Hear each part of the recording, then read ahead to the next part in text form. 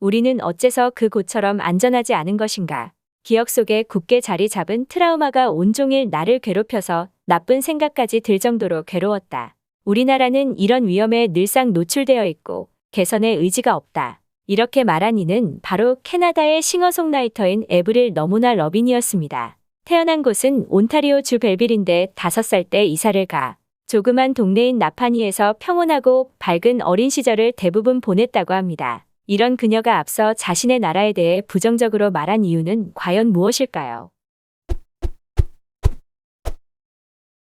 그녀는 2000년대를 대표하는 시대의 아이콘이자 가장 성공한 아티스트 중 한 명이며 팝락과 팝펑크 장르의 전성기를 주도하며 전 세계적으로 엄청난 신드롬을 일으켜 폭발적인 인기를 누렸습니다. 모험심 강하고 다소 반항적인 활달한 소녀의 이미지에서 나오고 있는 폭발적인 가창력은 많은 10대, 20대들의 가슴을 타오르게 하는 데는 충분하였는데요. 비약적으로 상승하는 인기와 더불어 부와 명예가 그녀의 품 안에 안기는 가운데 그녀는 늘어나는 인기와 같이 악성 팬들의 스토킹과 사설 파파라치로 정신적인 스트레스로 인해 한동안 대인기피증과 우울증으로 마음고생이 심했다고 합니다.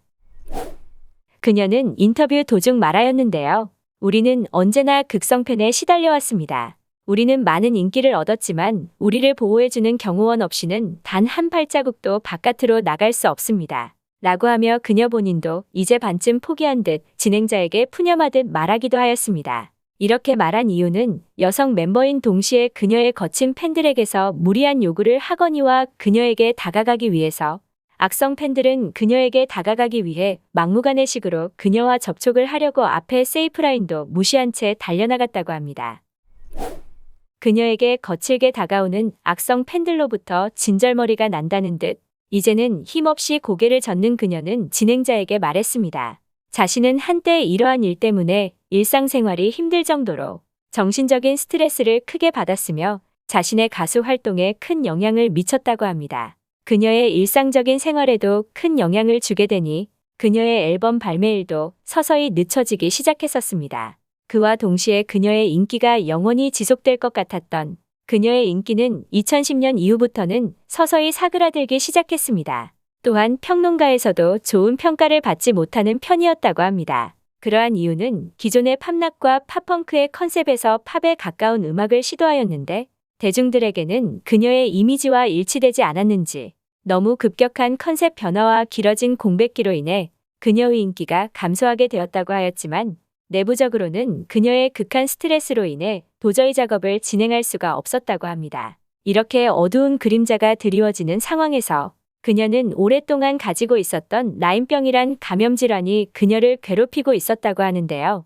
이러한 상황에서의 그녀는 한 줄기의 빛조차 없는 희망 없는 삶에 지쳐 더욱 더 내향적인 생활을 이어갔었다고 합니다. 그러다가 자신의 인기가 황금기였었던 2003년부터 2005년까지 3년 연속으로 한국을 찾았던 기억을 떠올렸었다고 하는데요. 한국에서의 기억이 그녀를 움직이게 했다고 합니다. 한국에서의 기억이 매우 각별했었던 러빈은 이러한 어려움과 고난을 딛고 일어서기 위해 좋은 기억이 가득했었던 한국이란 나라를 다시 재방문하게 되었다고 합니다. 다시 한번 아시아의 작은 변방의 나라인 한국이란 나라를 본인의 발걸음으로 옮긴 그녀는 도착하자마자 눈을 크게 뜨며 변한 환경에 크게 놀라게 되었다고 하는데요. 예전과는 다르게 높은 빌딩과 아파트가 즐비했고 길거리는 매우 청결했으며 또한 예전에 한국 사람들은 키가 조금 작은 편이라고 생각했었다고 생각했는데 서양인과 비교해도 전혀 작지도 않아 한국인들의 평균 신장에 크게 놀라기도 했다고 합니다. 그리고 한국에서의 팬들은 고향에서처럼 자신에게 무리한 요구와 막무가내식의 접촉을 하지 않아 한국인들의 친절함과 배려가 그녀의 마음을 따스하게 되었다고 말했다고 합니다. 한국 팬들은 먼 발치에 서서 자신의 밴드가 다가오길 기다렸다고 했는데요. 언제나 거칠고 무례하게 자신에게 다가오는 자신의 고향 팬과는 상이하여 무척이나 새롭다는 느낌을 받았다고 합니다. 밤이 되어도 또 낮이 되어도 길거리에서 다가오는 팬들의 행동은 모두 똑같았다고 하는데 이런 팬들의 일관적인 행동에 에브릴 너무나 러빈은 한국 팬들에게 크게 감동했다고 합니다. 팬들과의 소통을 마친 러빈은 한국의 음식을 접할 상황이 생겼었는데요. 러빈은 예전에 한식도 맛있었지만 지금 먹는 한식도 정말 맛있다고 하며 이건 무슨 음식이냐고 물어보았다고 합니다. 그리고서는 아, 이게 삼계탕이었나요? 라고 하며 말로만 들었지 실제로 보고 맛보는 것은 처음이라고 하며 가이드에게 보양식에 대한 설명을 듣고 자기 나라에서는 이러한 개념의 음식은 존재하지도 않는다고 하며 신기해하였습니다. 또한 그녀는 예전에 라면을 좋아한다고 밝히기도 하였습니다. 그녀는 이번 기회에 한국 현지 요리를 배워야겠다고 하며 웃음꽃을 띄우며 가이드에게 말했다고 합니다.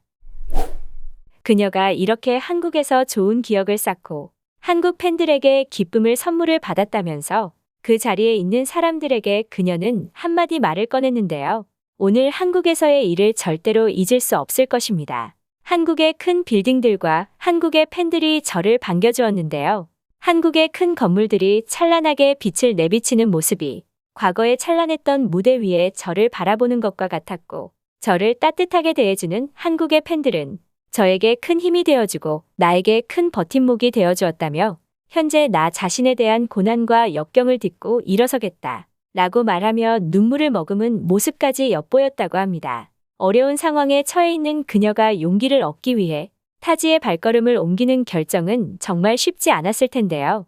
어두운 방 안에서 조그마한 등불을 안내 삼아 조심조심 걷는 그녀가 매우 위태위태해서 불안했지만 얼마나 힘들었으면 한국에서의 좋은 기억이란 작은 빗무리에 의지하여 한국을 되찾게 된 것인지 정말 대견스럽기만 합니다. 이에 해외 반응으로는 솔직히 어느 나라의 극성 팬들이 문제긴 해. 캐나다 애들도 극성 중에 극성은 세이프라인도 뚫으려고 하고 직접 가수를 만나려고 하는 애들이 몇 있긴 해. 옆에서 겪어봤는데 직접 보면 저건 좀 너무하다고 생각이 들긴 하더라. 그러게 말이야. 2000년대를 주름잡던 그녀가 한국에 대해 다시 재방문할 정도라니 이제 K-드라마, K-팝, K-푸드가 전 세계적으로 주름잡는 강력한 문화인데 옛날에는 이런 것도 없었을 텐데 어떤 좋은 기억을 겪었길래 다시 가기까지 하나 정말 궁금하다. 최근에 한류가 전 세계적으로 유행하는 게 괜히 있는 게 아닌가 봐. 그녀가 나쁜 생각으로부터 벗어나고 안심할 수 있는 생활을 하고 그녀가 행복해했으면 좋겠어. 그나저나 보양식 얘기는 처음 듣는 개념인데 정말 신기한 문화네 한번 먹어보고 싶다. 라는 등의 외반응이 있었는데요. 그녀가 생각하는 것을 이루고 마음의 안식을 찾았으면 하는 바람입니다. 호외튜브에 준비한 영상은 여기서 마치도록 하겠습니다. 구독과 좋아요는 영상을 만들매 큰 힘이 됩니다. 감사합니다.